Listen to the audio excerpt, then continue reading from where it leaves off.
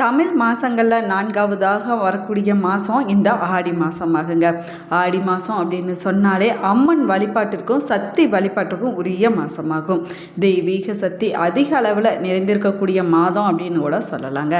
ஆடி மாதத்தில் அம்மன் வழிபாட்டோடு சேர்த்து நம்முடைய குல தெய்வ வழிபாட்டை செய்வதும் இயற்கை வழிபாடு செய்வதும் ரொம்பவே சிறப்பு வாய்ந்ததாக சொல்லப்படுது.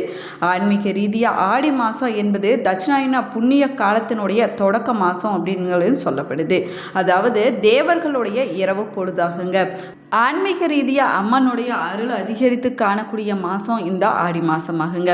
இந்த மாதத்தில் நம்ம செய்யக்கூடிய வழிபாடுகளும் நேர்த்திக்கடனும் அம்மனுடைய அருளை பரிபூர்ணமாக நம்முடைய வாழ்க்கையில் பெற்றுக் கொடுக்கும் அப்படின்னு சொல்லப்படுது. அதே போல் ஆடி மாதத்தில் நம்ம என்னென்ன விஷயங்களை செஞ்சோம்னா அம்மனுடைய பரிபூர்ணமான அருளை பெற முடியும்.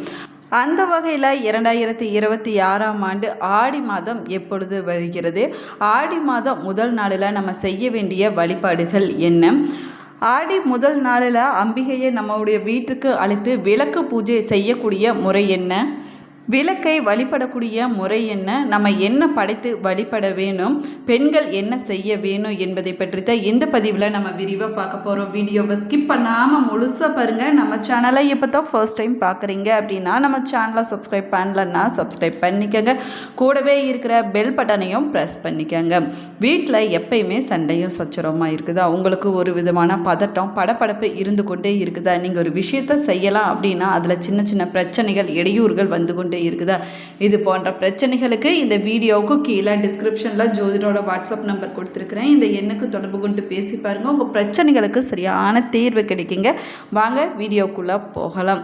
உங்களுக்கு மகாலட்சுமி தாயார் பிடிக்கும் அப்படின்னா ஓம் மகாலட்சுமியே போற்றி அப்படிங்கிற வாசகத்தை மறக்காமல் கமெண்ட் பாக்ஸில் 3 முறை பதிவிடுங்க. நீங்களும் ஆடி மாதத்தில் வழிபாடு செய்யக்கூடியவங்களாக இருந்தீங்கன்னா மறக்காமல் உங்களுடைய கருத்துக்களை கமெண்ட் பாக்ஸில் கமெண்ட் பண்ணுங்கள். உங்களுக்கு பிடித்த அம்மனுடைய பெயரை மறக்காமல் கமெண்ட் பாக்ஸில் கமெண்ட் பண்ணுங்கள். ஆடி மாதம் அப்படின்னு சொன்னாலே அம்மன் மாதம் அப்படின்னு கூட சொல்லலாங்க. இந்த மாதம் அம்மனை வழிபடுவதற்கு ரொம்பவே ஏற்ற மாதமாகுங்க. அம்மனுடைய அருளை பெறுவதற்கு ரொம்பவே முக்கியமான மாதமாக சொல்லப்படுதுங்க. காலநிலை மாற்றத்தால் பல நோய்கள் பரவக்கூடிய மாதம் அப்படிங்கிறதுனால இந்த மாதத்தில் தான் உணவு கட்டுப்பாடுகள், உணவில் மாற்றங்கள் போன்றவற்றை கொண்டு வருவது ரொம்பவே முக்கியமானதாக சொல்லப்படுது.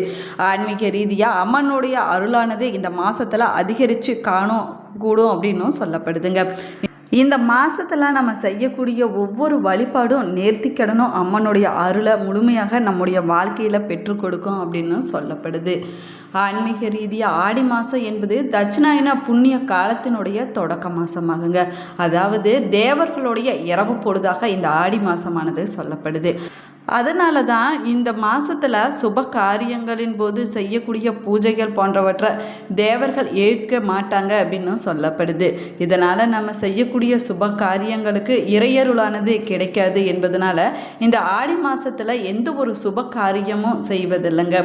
ஆடி மாதத்தில் வரக்கூடிய எல்லா நாட்களுமே ரொம்பவே முக்கியம் வாய்ந்தது அப்படின்னு சொன்னாலும் கூட செவ்வாய்க்கிழமை, வெள்ளிக்கிழமை, ஞாயிற்றுக்கிழமை, கிருத்திகை, பூர நட்சத்திரம், ஆடி மாதத்தில் 18வது நாள் ஆடி அமாவாசை, பௌர்ணமி திதி போன்றவை ரொம்பவே முக்கியமான விரத நாட்களாக இந்த ஆடி மாதத்தில் சொல்லப்பட்டிருக்குது. ஆடி மாதத்தில் செவ்வாய்க்கிழமை, வெள்ளிக்கிழமையில் பெண்கள் விரதம் இருந்து அம்மனுக்கு விசேஷ பூஜைகள் செய்து வழிபடுவாங்க. அதே போல் ஆடி 18 நாளன்னைக்கு ஆடிப்பெருக்கு என்ற பெயரில் நீர்நிலைக்கு சென்று தங்களுடைய நேர்த்தி கடனை செலுத்தக்கூடிய நாளாகவும் சொல்லப்படுதுங்க. இந்த ஆடி அமாவாசை முன்னோர்கள் வழிபாட்டுக்குரிய நாளாகும். ஆடி பௌர்ணமி நாளில் சங்கரன் கோவிலில் ஆடி தபசு ரொம்பவே பிரசித்தி பெற்றதாகுங்க. ஆடி கிருத்திகை நாளில் முருகப்பெருமான வழிபடுவதற்கு உரிய மிக முக்கியமான விரத நாளாக சொல்லப்படுது. ஆடி பூரம் ஆண்டாள் அவதரித்த நாளாக சொல்லப்படுதுங்க. இந்த வருஷம் அதாவது 2026ஆம் ஆண்டு ஆடி மாதம் ஜூலை 17ஆம் தேதி தொடங்கி ஆகஸ்ட் 17ஆம் தேதி வரை இருக்குதுங்க. மொத்தம் 32 நாட்கள் கொண்டது ஆடி மாதமாகும். இந்த வருஷம் பார்த்தீங்க அப்படின்னா ஆடி மாதம் முதல் நாள் வெள்ளிக்கிழமை நாளன்னைக்கு வருவது கூடுதல் சிறப்பு வாய்ந்ததாக சொல்லப்படுது. ஆடி மாசத்துல வரக்கூடிய நாக சதுர்த்தி, கருட பஞ்சமி போன்றவை ரொம்பவே முக்கியமான வழிபாட்டு நாளாகுங்க. நாகதோஷம், சர்பதோஷம், ராகுகேது தோஷம் போன்றவற்றால் பாதிக்கப்பட்டிருக்கக்கூடியவங்க இந்த நாளில் நாகர் சிலைக்கு பால் அபிஷேகம் செஞ்சு பூஜைகள் செஞ்சு வழிபட்டாங்க அப்படின்னா இந்த தோஷத்திலிருந்து விடுபட முடியும் அப்படின்னும் சொல்லப்படுதுங்க. அது மட்டும் இல்லாமல் நாகதோஷ பரிகாரங்களை செய்வது சிறப்பான பலன்களை பெற்றுக் கொடுக்கும் அப்படின்னும் சொல்லப்படுது.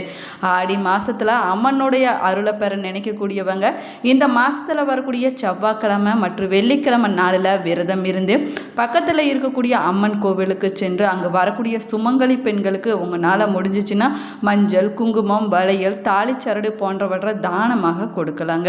அதே போல் அம்மனுக்கு கூழ் படைத்தும் வழிபாடு செய்யலாங்க. இதை மற்றவங்களுக்கு பிரசாதமாக கொடுப்பது சிறப்பு வாய்ந்ததாகும். செவ்வாய்க்கிழமை நாளிலையும் வெள்ளிக்கிழமை நாளிலையும் அதிகாலையில் இருந்து துர்க்கை அம்மனை இல்லைன்னா மாரியம்மனை நினைத்து உங்கள் வீட்டில் நீங்கள் விளக்கேற்றி வழிபட்டுட்டு வந்தீங்க அப்படின்னா சுபிட்சமானது ஏற்படும் அப்படின்னும் சொல்லப்படுது. செல்வ செழிப்பானது ஏற்படுங்க. இந்த மாதத்தில் ஏதாவது ஒரு நாள் வீட்டிலையோ இல்லைன்னா கோவிலுக்கோ சென்று விளக்கு பூஜை செஞ்சுட்டு வருவது ரொம்பவே நல்லது. இது எதுவுமே செய்ய முடியாதவங்க அம்மனை மனதார நினைத்து கொண்டு லலிதா சகஸ்ரநாமம், அபிராமி அந்தாதி, காமாட்சி விருத்தகம், ராஜராஜேஸ்வரி அஷ்டகம் போன்ற பாடல்களை நீங்கள் பாடிக்கூட வழிபடலாங்க. இப்படி செய்வதனாலையும் அம்மனுடைய அருளானது பரிபூர்ணமாக கிடைக்கும் அப்படின்னு சொல்லப்படுது. ஆடி மாதத்தில் வரக்கூடிய முக்கியமான வழிபாடில் ஒன்று தாங்க ஆடி வெள்ளிக்கிழமையில் நம்ம செய்யக்கூடிய வழிபாடு. இந்த வருஷம் பார்த்திங்கன்னா ஆடி முதல் நாள் பார்த்திங்கன்னா வெள்ளிக்கிழமை அன்னைக்கு வருவது ரொம்பவே சிறப்பு வாய்ந்ததாக சொல்லப்படுது.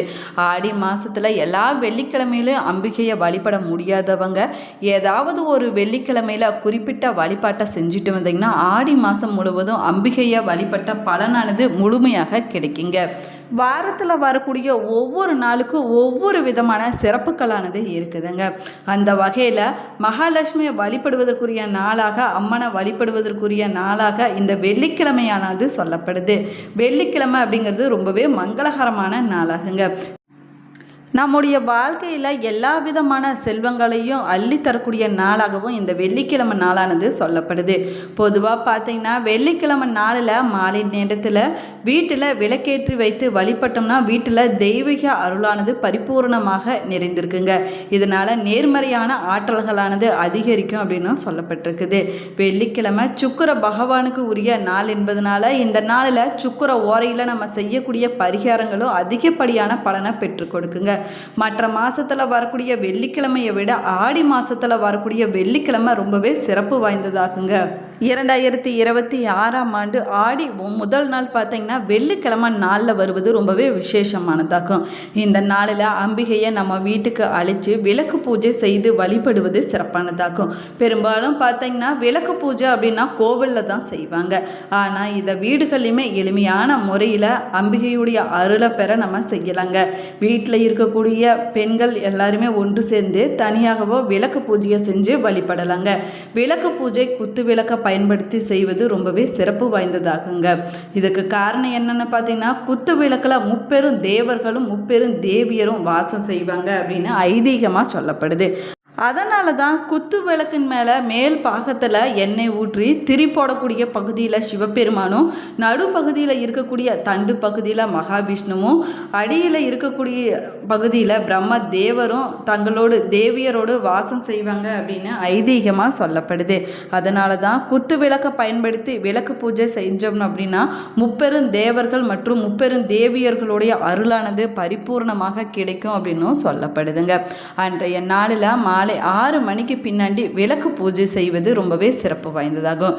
வீட்டு பூஜை அறையிலையோ இல்லைன்னா ஹால்லையோ கூட வைத்து இந்த பூஜையை நீங்கள் செய்யலாங்க. இதற்கு ஒரு மணப்பலகையை எடுத்துக்கொள்ள வேணுங்க. அதன் மீது கோலம் போட்டு அதன் மீது வாழை இலையை நீங்கள் விரித்து வைக்க வேணும். அதுக்கு மேலே குத்து விளக்க வைத்து அதற்கு மேலே பச்சரிசியை நீங்கள் பரப்பி வைக்க வேணுங்க. இல்லைன்னா நெல் இருந்துச்சுன்னா அதை கூட எடுத்து நீங்கள் பரப்பி வைக்கலாம். அதன் மீது குத்து விளக்க வச்சு குங்குமம் தொட்டு வைக்க வேணுங்க. பூக்களால் சுற்றி நீங்கள் அலங்காரம் செய்ய வேணும். முதல்ல மஞ்சள் பிள்ளையாரை பிடித்து வைக்க வேணும்.